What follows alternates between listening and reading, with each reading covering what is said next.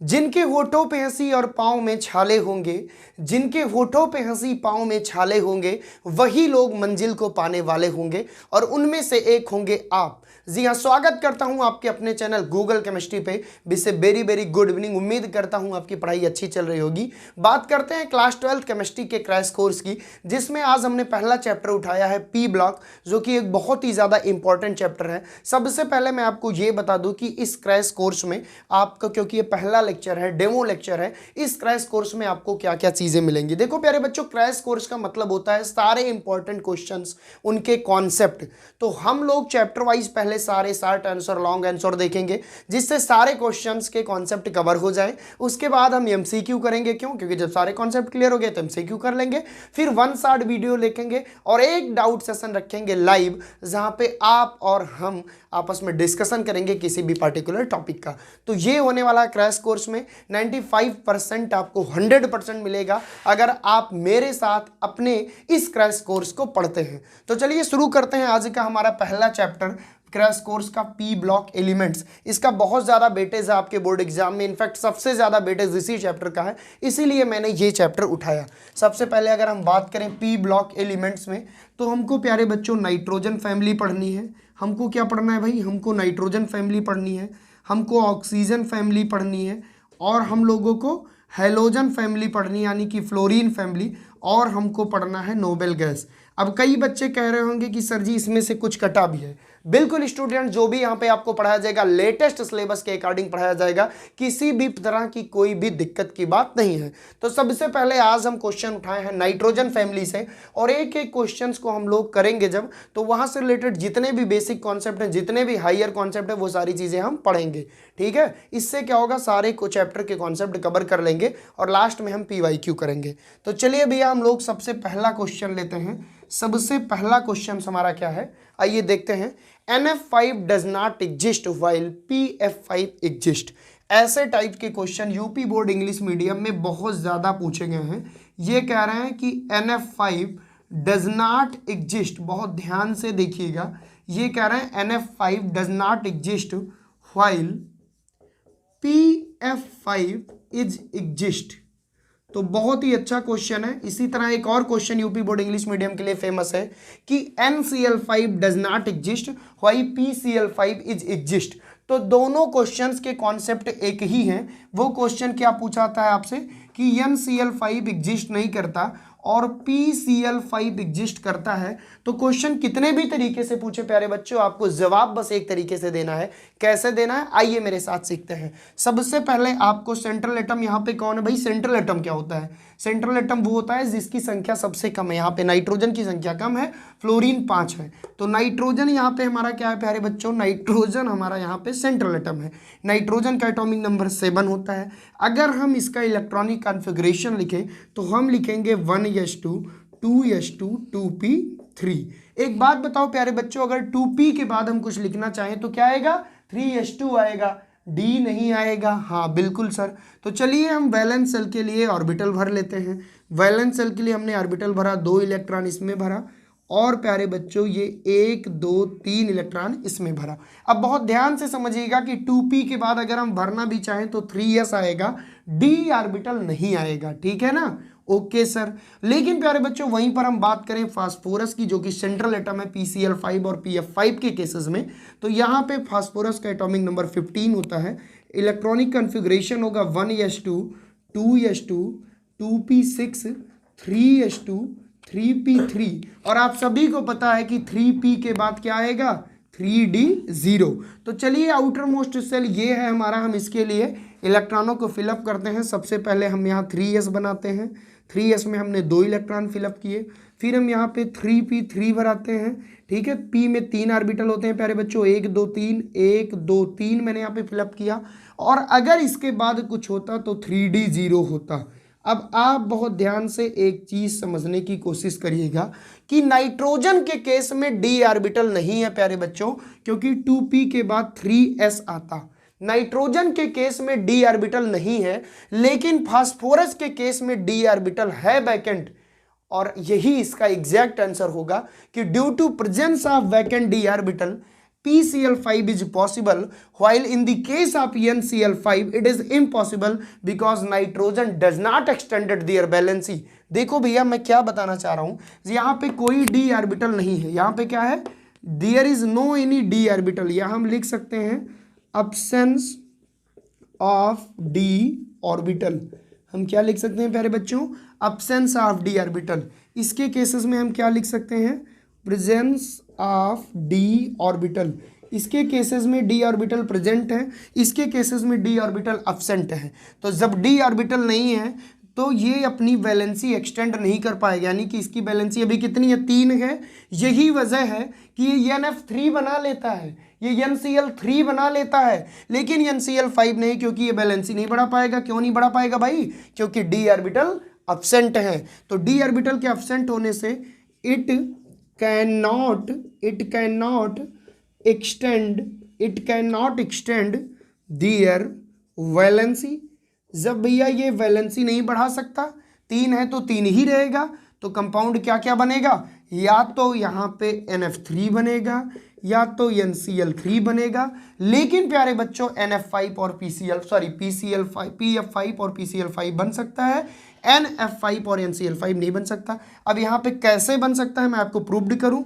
अगर प्यारे बच्चों मैं इसे ग्राउंड स्टेट मान लूँ, इस इलेक्ट्रॉन को एनर्जी देकर यहाँ पे जंप करा दूँ, तो आप देखिए यहाँ पे क्या स्थिति होगी, 1 इलेक्ट्रॉन इसमें, 3 इलेक्ट्रॉन इसमें, 1 2 3, और यहाँ पे प्यारे बच्चों आप ध्यान से देखिएगा 1 और 1, क्यों, क्योंकि ये वाला जंप, सॉरी 1, यहाँ पे केवल 1 इलेक्ट्रॉन। अब आप देखिए कितने अनपेयर्ड इलेक्ट्रॉन हो गए, 1 2 3 4 5, पांचों में आप क्लोरीन जोड़ दो, 1 2 3 4 और 5।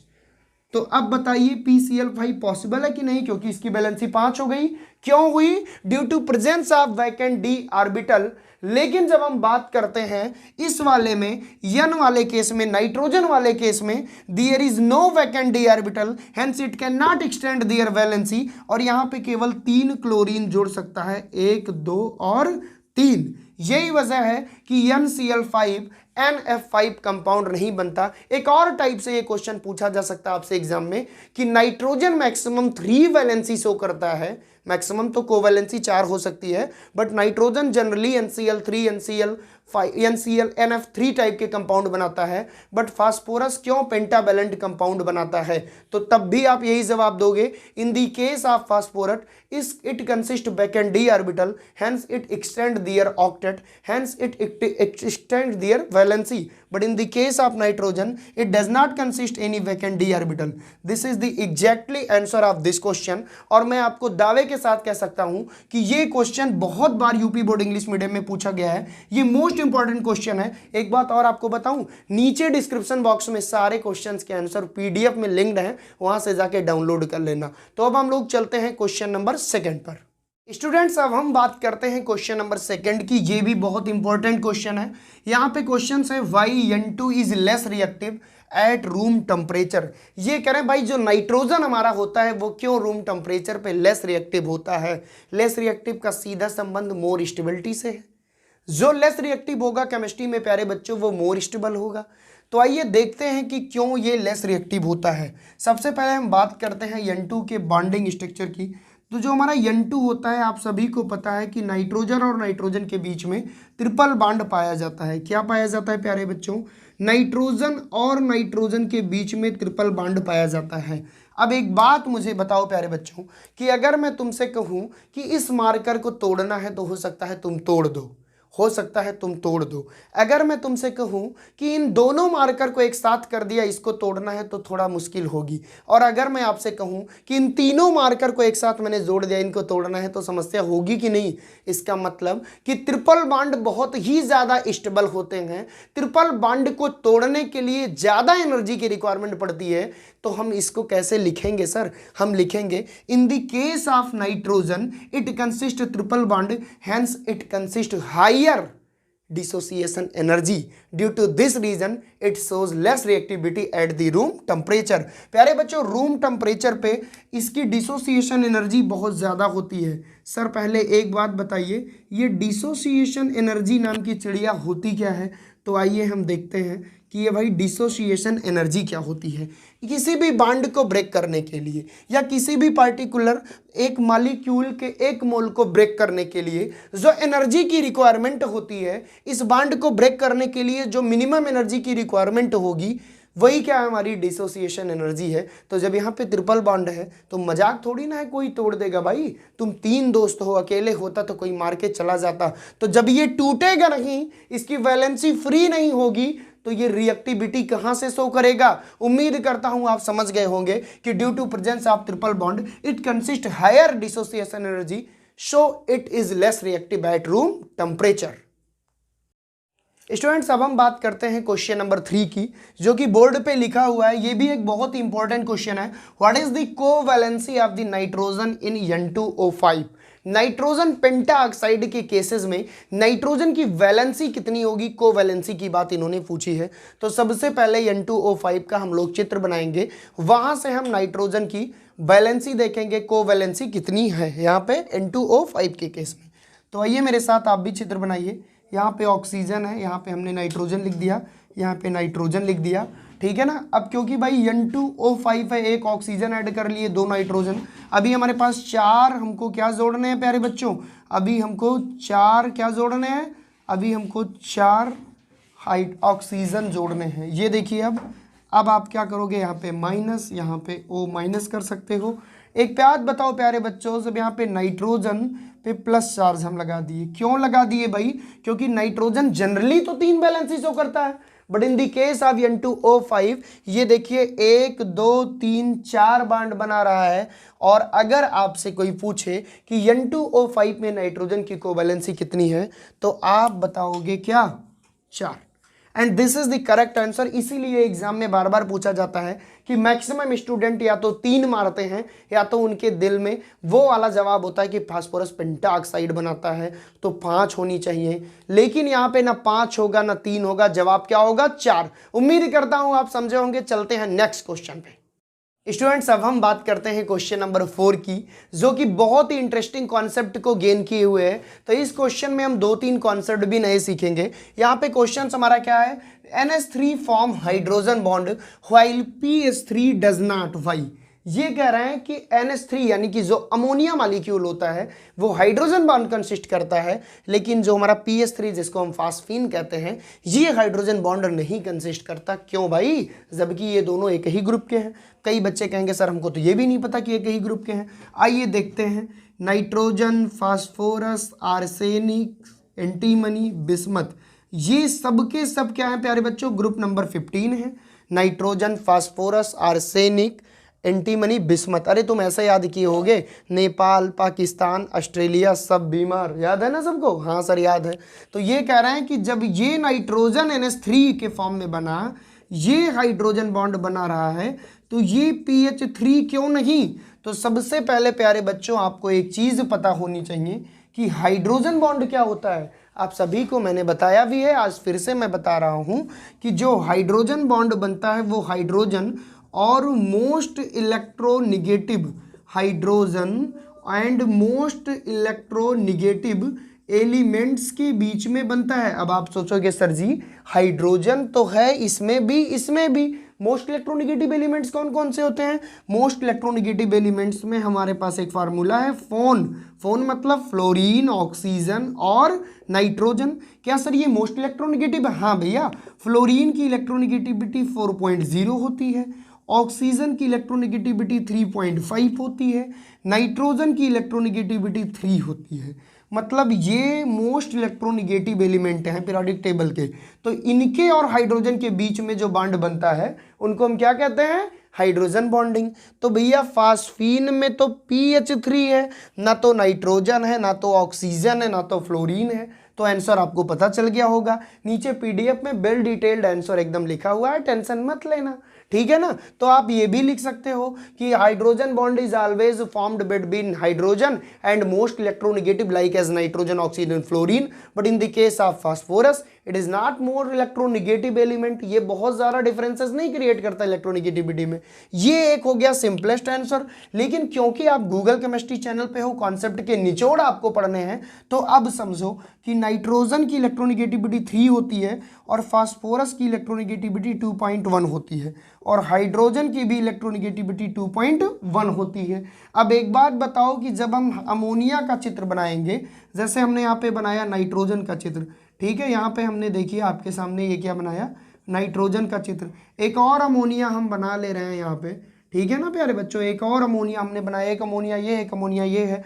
तो मैंने क्या बोला कि नाइट्रोजन की इलेक्ट्रोनेगेटिविटी कितनी है, आपने बताया भाई 3.0 है, यहाँ पे हमने लिख दिया। हाइड्रोजन की इलेक्ट्रोनेगेटिविटी 2.1 है।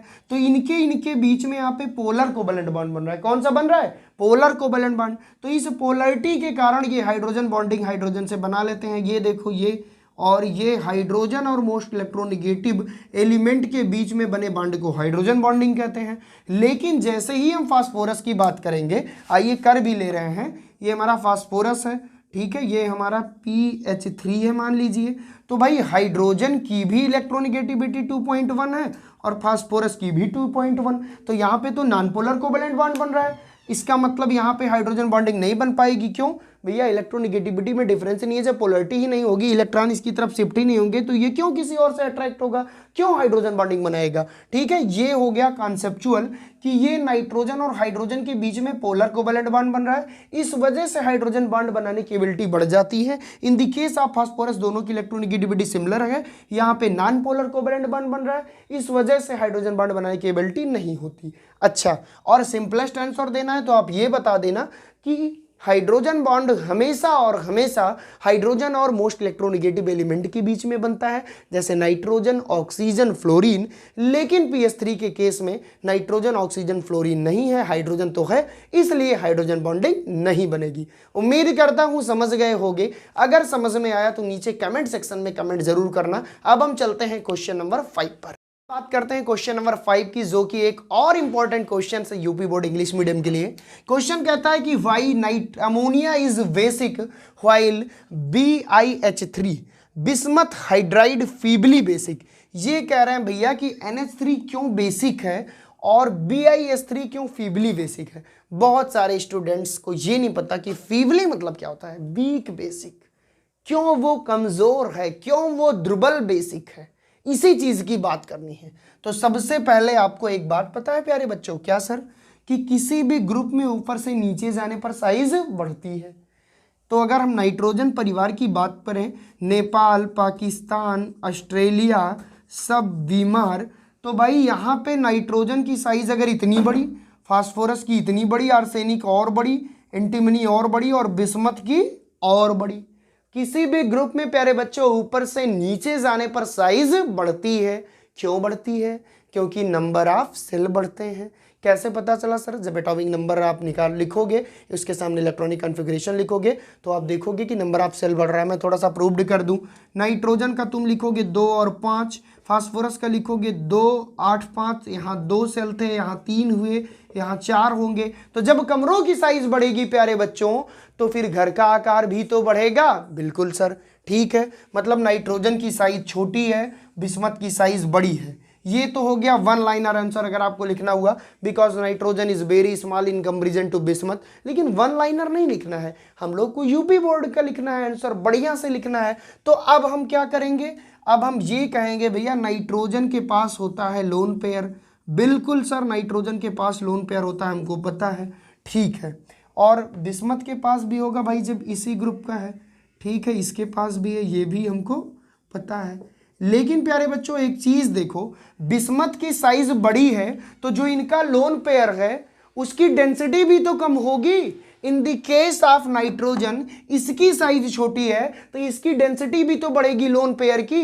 तो लोन पेयर का जो डिस्ट्रीब्यूशन है, लोन पेयर का जो कंसंट्रेशन है, वो भी तो यहाँ कम होगा और यहाँ ज्यादा होगा। एक बात बताओ, बेस कौन होते हैं जो आसानी से बेस कौन होते हैं? जो आसानी से लोन पेयर डोनेट कर सकें। बेस कौन होते हैं? जो आसानी से लोन पेयर डोनेट कर सकें। अब आप देखिए यहाँ कंसंट्रेशन ज़्यादा है, यहाँ लोन पेयर की अवेलेबिलिटी ज़्यादा है, इसलिए ये बेसिक है। यहाँ पे बड़ी साइज होने के कारण कंसंट्रेशन कम है लोन पेयर का, लार्ज एरिया में उसको डिस्ट्रीब्यूट होना है, इसलिए ये फीबली बेसिक है। This is the right answer of this question. नीचे पीडीएफ को डाउनलोड करिएगा और डाउनलोड करिए हमारे गूगल प्ले स्टोर से सोमेश सिंह केमिस्ट्री आपको आपके अपने ऑफिशियल ऐप को, जहां पे पूरा क्रैश कोर्स ये जो आज मैंने आपको पढ़ाया ये पूरा क्रैश कोर्स आप परचेज कर सकते हो, आप ज्वाइन कर सकते हो नीचे दिए गए कॉन्टैक्ट नंबर पे बात करके, मैसेज करके। और एक बात याद रखना, हमारा वही सपना है जो आपका सपना है कि बोर्ड में आपको 95% दिलाना। तो ये था आपका क्रैश कोर्स का आज लेक्चर नंबर 1 पी ब्लॉक का। मिलेंगे एक नए वीडियो के साथ, नए एनर्जी के साथ लेक्चर नंबर 2 के लिए। तो आज के लिए बस इतना ही। Best wishes, thank you so much.